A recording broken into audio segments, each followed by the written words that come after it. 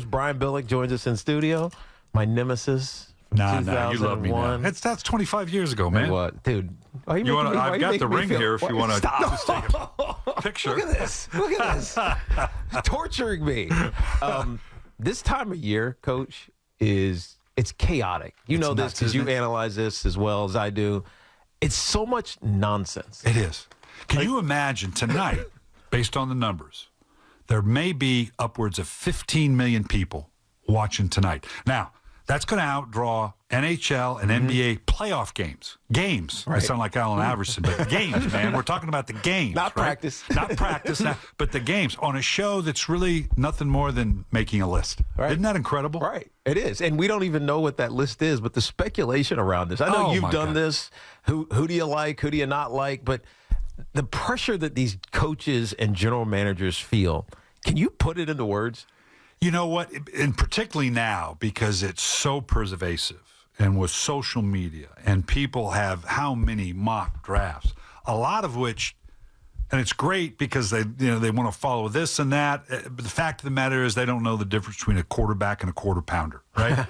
But they hear this, they hear that, they put the list. I always love the fact, well, this guy's zooming up the draft boards. Well, no. He was there. You're just now finding out about it. Yeah. So he zoomed up your draft board. But you're right, the speculation that, but the sheer numbers of it, they say there's going to be probably close to 60 million people view over the 3 days, probably 300,000 in Detroit, which is great. But it's such an amazing spectacle on basically, the frustrating thing as a coach and a GM is, you could sit down. We could do the entire draft probably in about 3 hours. If you just sat down, went through, boom, go. But you have to make this drama about it. Well, think about how I remember it wasn't even that long ago when it was over the weekend. It was a Saturday and Sunday. And now it's this primetime event that's gotten dragged out over numerous days. I think as a fan, I like it. I like it as a primetime event. Would you have liked it if you were making picks with a Thursday night and a Friday night and a Saturday? It's a long couple days. But you're right. You've got to do it, a lot of it because of the fantasy leagues. Right. Everybody. My 8-year-old grandson, you could sit him down right now. He's in 4 or 5 fantasy leagues.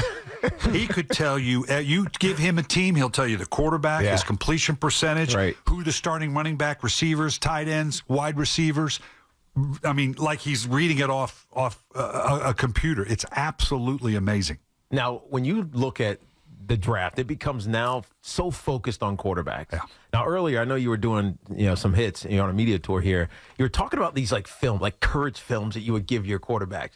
Why do you need to do that? Yeah, because there is so much data, and you've got to be able to cut through what it is you're looking at. First off, the hard thing about taking a quarterback, of the maybe 300 and 350 throws he'll make in a given year, there's only about, I had one scout tell me, probably about 15% of them are legitimate NFL-type throws that you can look at and say, okay, that's a throw he's going to have to make. Right, this is the kid in college. Correct. The throws he made in college, maybe 10% translate to what he's going to have to do in the NFL. So now I got to decide if I'm going to make this kid a first-round pick, put my job on the line on maybe 40 or 50 throws. Wow. And does that translate into the NFL?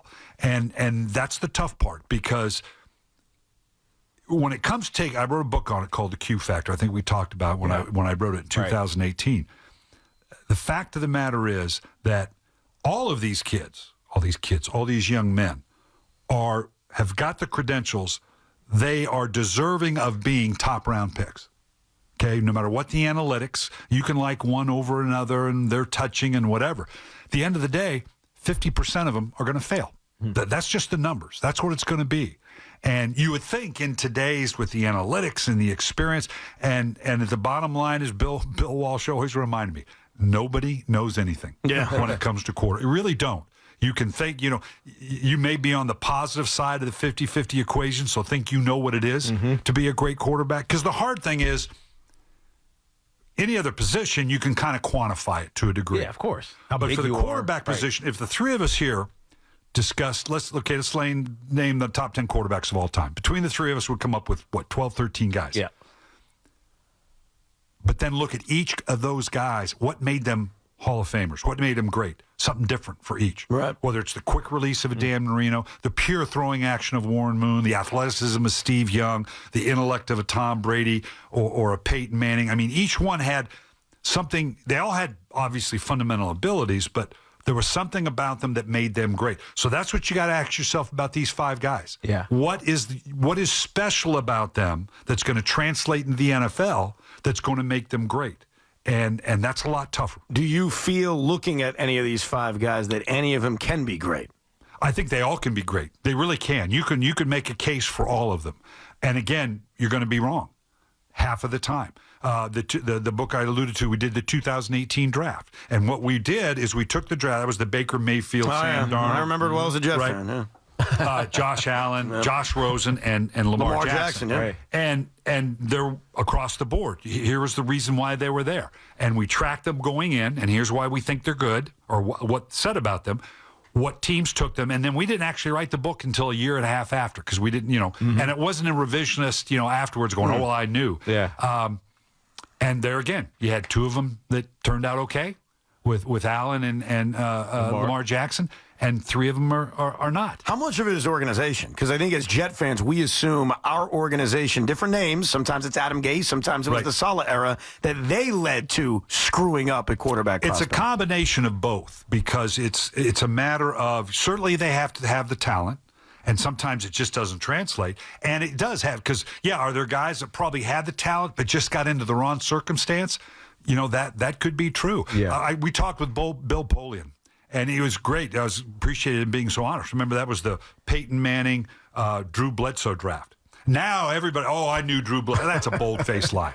We all had them touching. Yeah. And there was a debate. And Bill was very honestly said, at the end of the day, because everybody at the time, Peyton Manning was as good as he ever going to be. He had the great pedigree and whatever. Much bigger upside in Ryan Leaf, maybe.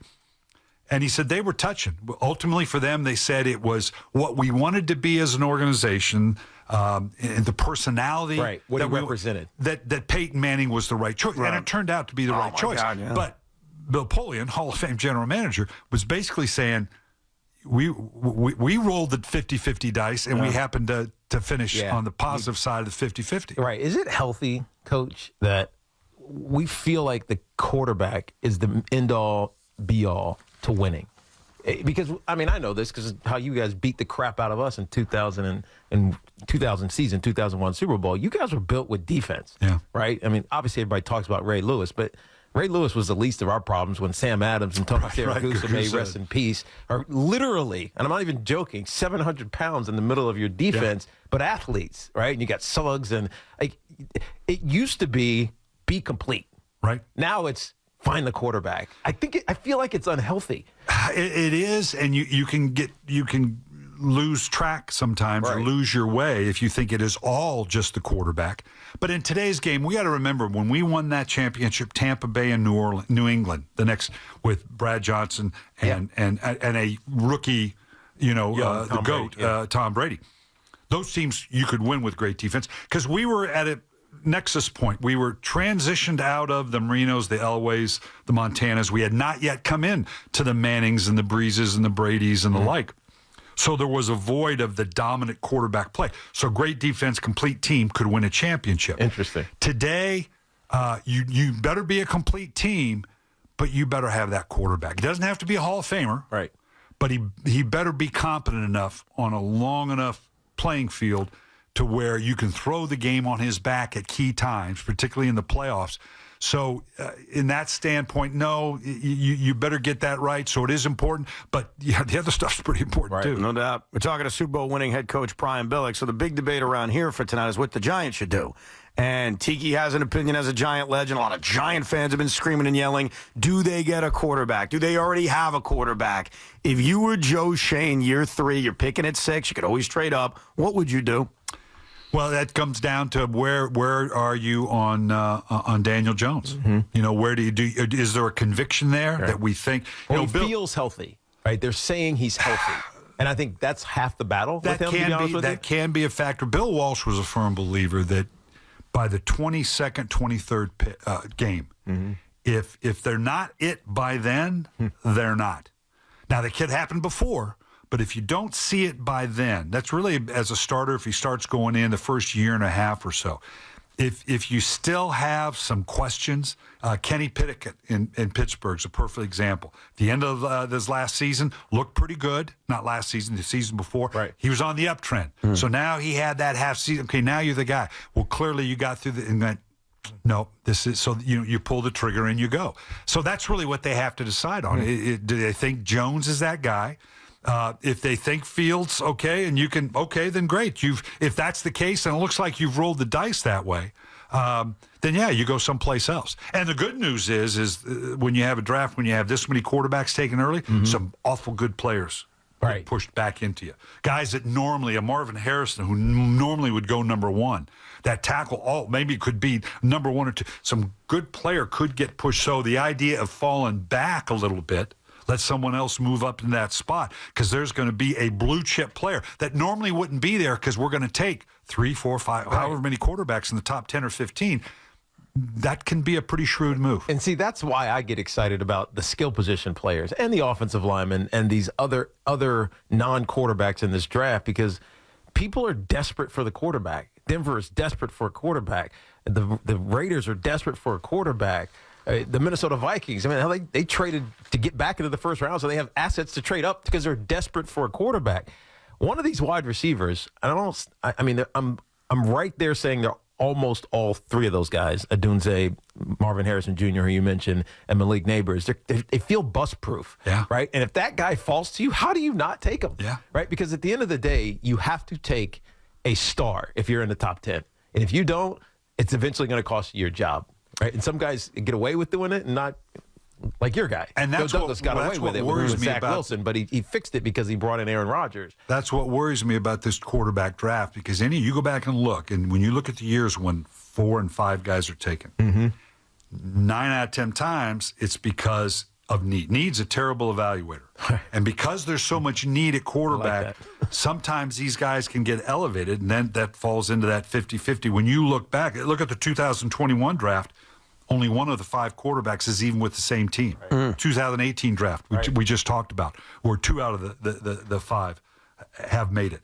So with this many quarterbacks, is it that there's just that many good quarterbacks? Yeah. Or is part of it there's so much need, and now there's so much talk about taking him in the first round? Does that exacerbate the fact that, you're going to be on the 50-50 mark, because they really some of these guys in a saner moment might be more legitimate early second-round picks. Right. It scares the hell out of you. Because what you just said, when there's so much need and there's so much desperation, it heats up a market that might not have that much fire underneath it, but it makes you desperate. But I keep getting caught with the repercussion for the staff, so the coach and the general manager. Now, we've talked about this with Joe Shane and with Joe Douglas and Robert Saleh with the Jets, but I'm of the belief that Joe Shane and Brian Daboll with the Giants, it doesn't feel as desperate for them. Like, I feel like the Jets have to win. As things go wrong, they're all getting fired. Damn right. We got a 40-year-old quarterback. Right, they're all getting fired. It's over if they don't do what they're supposed to do. The Giants, I don't feel like the pressure is the same. How do you the day view where you get the job, there's that pressure. Yeah. It really is. There's not that. And you recognize, particularly if you're going to take a quarterback in the first round, that's tough to survive if it doesn't turn out. Equally tough to survive if you don't take a guy. If, let's say, magically Chicago doesn't take Caleb Williams, and he ends up being lights out. And conversely, if obviously you take a guy and the pressure's the same. I don't know. I don't follow it that closely. I got to believe Brian Daboll. It's not like he's on the Rock of Gibraltar. I mean, it sounds like there's some pressure.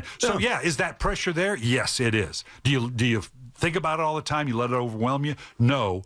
But, you got to get it right. And you can't let it dictate the decision. You can't. One thing Ozzie Newsome was so brilliant about was he made sure that we did the things in free agency that they've drafted very, very well, that didn't force your hand on draft day, that because you didn't get it addressed, you feel compelled.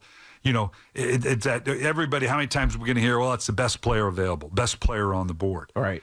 Which is a bold-faced lie. I mean, at the end of the day, once you get past maybe the difference between the 15th player on your board and the 20th, may be pretty substantial. The 20th to the 25th. The difference between the 30th player and the 40th and the 50th, not so much. Right. And it was always a matter, it's always amazed me, particularly in the latter rounds, that we always take the best player available. And I'll be damned if the best player available wasn't in a position we need. Isn't that great how that turned out? Right. So there is that warping effect. Well, I think that, honestly, that's what Joe Douglas needs to do. Like, their best, they need to add to their offense. Like, that's how we all feel as Jet fans. If it's another tackle to add more depth to the offensive line, great. If it's another wide receiver to have Aaron Rodgers get a new toy, great. If it's Brock Bowers, anything on offense, and whoever the best available guy is at 10, they should go out and get. Now, Joe Douglas worked on your staff? He was on our staff in Baltimore, and Joe was great. Joe was a grinder. Yeah. I will tell you that. Whatever decision they make, it is thoroughly vetted because Joe is one of those guys that he is a grinder on the film. No stone unturned. And they're going to make a choice.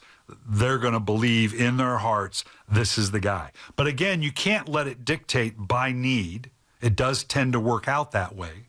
Because even at the end of the day, even if when you're picking up 6th or 12th or 15th, there's usually the players we say they're touching, that they're close enough that it's hard to quantify. You know what? We need a tackle.